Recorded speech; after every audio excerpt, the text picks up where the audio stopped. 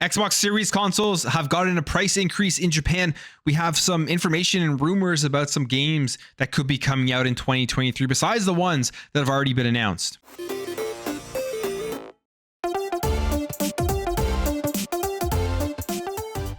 right, guys, hit that subscribe button if you're new here. You like daily gaming content, you will not want to miss a video. So in 2022, the increase in console prices was something that we saw, I think, for the first time in a very long time. I can't remember the last generation where console prices have increased, but this was only with the PlayStation 5 and only in some parts of the world. In the United States, I don't believe the console prices increased. Here in Canada, the prices went up. I think it was like $30 per each different type of unit. So the digital version and the disc version. The PlayStation 5 right now in Canada is $650 for the disc version of the console, which to me is just an absolutely absurd price, especially when you do compare it to the Xbox Series X, which is $600.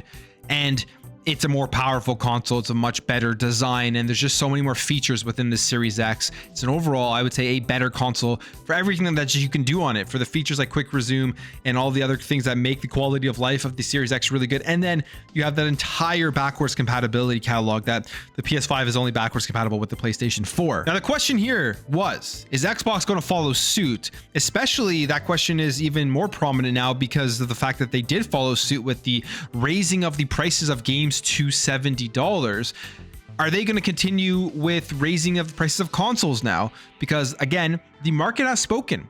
They're willing to take those price increases. The PS5 has still flown off the shelf with the price increases. In Canada, I see it. People are buying PS5s all the time. They go in. A lot of people don't even know that the prices actually went up. If you go ask somebody out there and they just bought a PS5, you said, hey, did you know this was $50 less a couple of months ago? They probably wouldn't even know because this was all just baked into the marketing. And unless you're following the industry like I do and like you guys who are watching this video, you're not going to be following the price increases of these things all the time. So the Series X and Series S still haven't gotten a price increase around most places of the world, but in Japan, it did receive a price increase. It says here, after carefully evaluating the market condition in Japan, we have decided to change the suggested retail price of Xbox consoles in the country.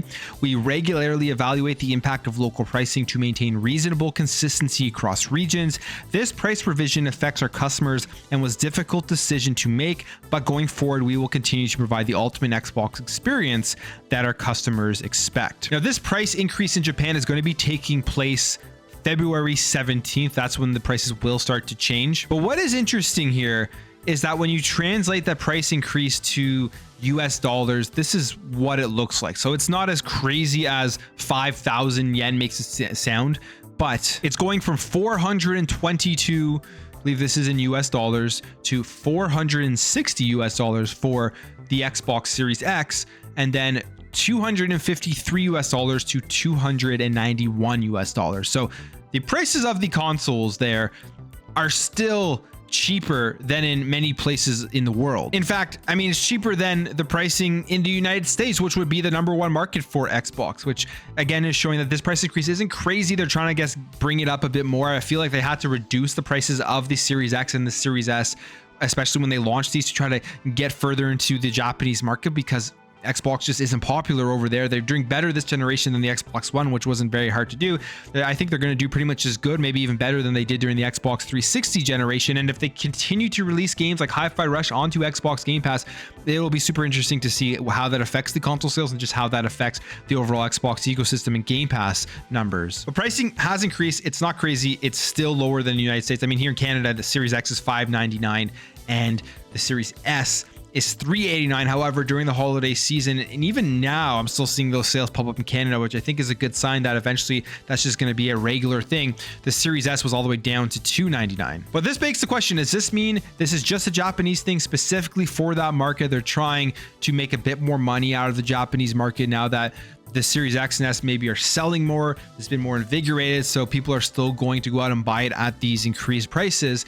Or is this something that they're slowly rolling out around the different regions? And will we see a price increase for these consoles in other parts of the world? I doubt it. It wouldn't make too much sense, especially like I said, because the Series S has already gone like big price decreases in sales. So now going ahead and increasing the price would make no sense. But the Series X is the one I guess you'd have to keep your eye out and see maybe they'll increase that. I hope not. I think would be a bad idea. Phil Spencer has previously said that they are keeping their options open, or I should say Microsoft came out and made a statement about the price increases after PlayStation increased their prices, and this was back in August, and they said, we are constantly evaluating our business to offer our fans great gaming options. However, the company is not planning to raise prices, at least not right now. And then obviously we know what happened, came out later and they raised the prices of games. So we'll see what happens with the actual console prices in other parts of the world. All right, jumping over here to talk about some Xbox Game Studio rumors. Apparently there were some rumors on the Xbox 2+1 podcast with Jeff Grubb as a guest on there, talking about new game announcements as well as some release dates like Starfield coming out in June, Hellblade 2 releasing in 2023, and that Undead Labs is actually working on a brand new IP. But after this tweet came out, Jeff Grubb actually replied and said, did I say that? I don't remember saying that. I might have misspoken. I might have been trying to say compulsion or coalition. But let's talk about these rumors anyways. Just make sure to take it with a grain of salt. Undead Labs, we are waiting to see more about State of Decay 3. It's one of those games that I feel like kind of is in there in the background that I always kind of forget, but I hear about it, and when I remember it, I get excited because State of Decay 2 was a ton of fun, and State of Decay 3 should be something that's just so much bigger and so much better than State of Decay 2 as now that they have all of this massive funding and way better technology and people and money and all this type of stuff to be able to create this game. And from what we understand, this is going to be using Unreal Engine 5, which has me even more excited because this game could look really good, and there's so much more that they're going to be able to expand on and create with a big survival zombie game, which the State of Decay series is. In fact, if you remember this from September of 2022, Matt Booty talked about it. It's actually really exciting, the news about State of Decay 3 and the development. It says, you mentioned State of Decay 3, Undead Labs. They're working with the Coalition up in Vancouver.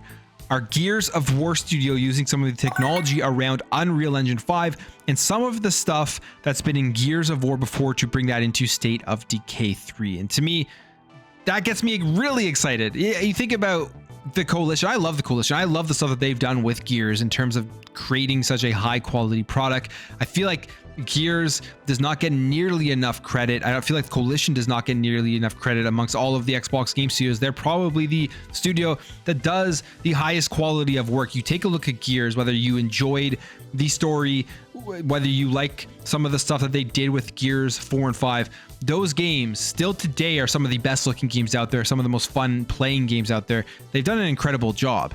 So when you hear that Undead Labs is working with the Coalition, I think that's going to do a ton for making State of Decay 3 just a really cool experience. So 2 games to look forward to from Undead Labs, State of Decay 3, and then some new IP that hopefully we get an announcement for relatively soon.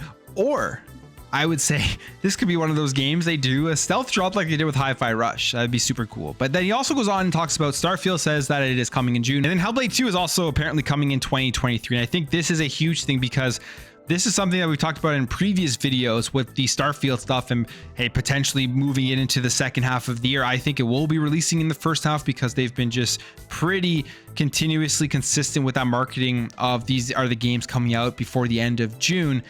But if there is a big game like Hellblade that comes out in that second half of the year, that will be a major player in terms of how Xbox will be spreading out these big first party games. I mean, that fills in that large gap after June. Hellblade 2 is going to be a huge release, so that would be pretty cool if that happens. But that's it for me, guys. What are your thoughts on the Xbox price increases in Japan and the rumors with Undead Labs, Hellblade 2, and Starfield? If you enjoyed this video, hit that thumbs up button. If you're new here, hit that subscribe button. Thank you for watching. Thank you for your support, and I'll catch you in the next video.